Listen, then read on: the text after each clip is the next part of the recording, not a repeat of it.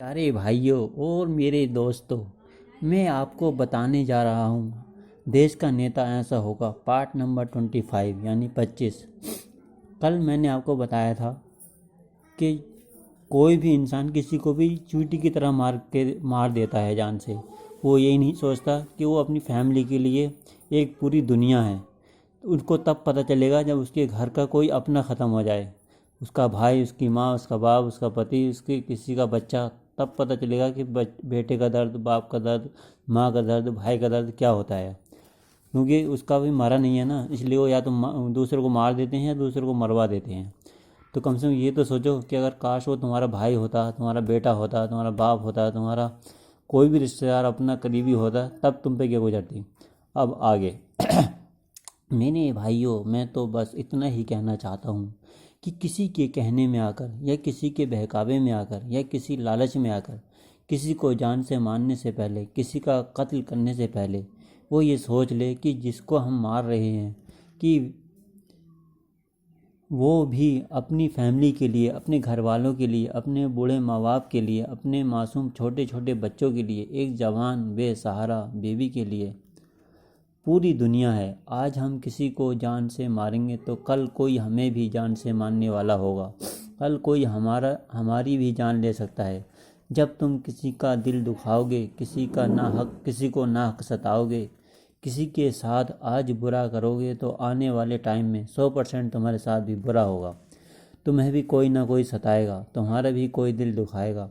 क्योंकि ये प्रकृति का, खुदा का, ईश्वर का नियम है। जैसे को तैसा, जैसी करनी वैसी भरनी। इस कहानी में मैंने कोई भी पहलू ऐसा नहीं छोड़ा है जो मैंने समझाया ना हो।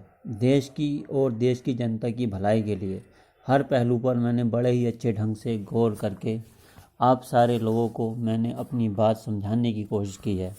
हो सकता है कि कुछ लोगों को मेरी बताई हुई या समझाई हुई ये सारी बातों में से कुछ बातें गलत लगें, लेकिन यही सच्चाई है। क्योंकि सच्चाई थोड़ी कड़वी होती है मगर फ़ायदेमंद होती है। अगर इन सारी बातों पर देश की सारी जनता और नेता लोग गौर कर लें और इन सारी बातों को फॉलो कर लें तो हमारा देश एक नई उड़ान भर सकता है। हमारा देश भ्रष्टाचार मुक्त, गरीब मुक्त हो सकता है। हमारा देश की जनता हर टाइम चैन से रह सकती है। जैसे सरहदों पर हमारे देश के सिपाही अपनी जान पर खेलकर हमारी सुरक्षा करते हैं और तब जाकर हमारे देश की जनता रात को चैन से सोती है और दिन में भी सुकून से रहती है। ठीक उसी तरह से हमारे देश की जनता उस दिन चैन से सोने लगेगी और दिन में सुकून से रहेगी जिस दिन से मेरी बताई हुई बातें सारी जनता, देश के सारे अमीर लोग, देश के नेता मेरी बातों पर अमल करने लगेंगे। अब सोचना समझना आप लोगों को है। मेरा काम तो सिर्फ अपनी सोच, अपना सुझाव देश की जनता के सामने लाने की थी। समझाने का काम मेरा कर्तव्य था, मेरा काम था। एक देश का नागरिक होते हुए अपने देश को बचाने के लिए देश की गरीबी, बेरोजगारी दूर करने के उपाय बताना मेरा फर्ज था। अब मानना या ना मानना देश की जनता और देश के नेताओं के ऊपर डिपेंड करता है। और मैं ये सोचता हूँ कि काश ऐसा हो कि जैसा मैं सोचता हूँ। अगर मैं बाकी देश के लिए और देश की जनता के लिए अच्छा सोचता हूँ, तब अगर सबकी सोच मेरे जैसी हो जाए यानी अच्छी हो जाए तो देश की जनता का कितना भला हो जाएगा, ये आप इमेजिन करके देख सकते हो। एक बात और जो रह गई है वो बात यह है कि जो लोग हमारे हिंदुस्तान में, खासकर मुसलमान भाइयों में, कुछ मुस्लिम भाई पहली बीवी के होते हुए दूसरी शादी कर लेते हैं, जबकि पहली बीवी के बच्चे भी होते हैं, लेकिन फिर भी अपनी पर्सनल वजह से दूसरी शादी कर लेते हैं।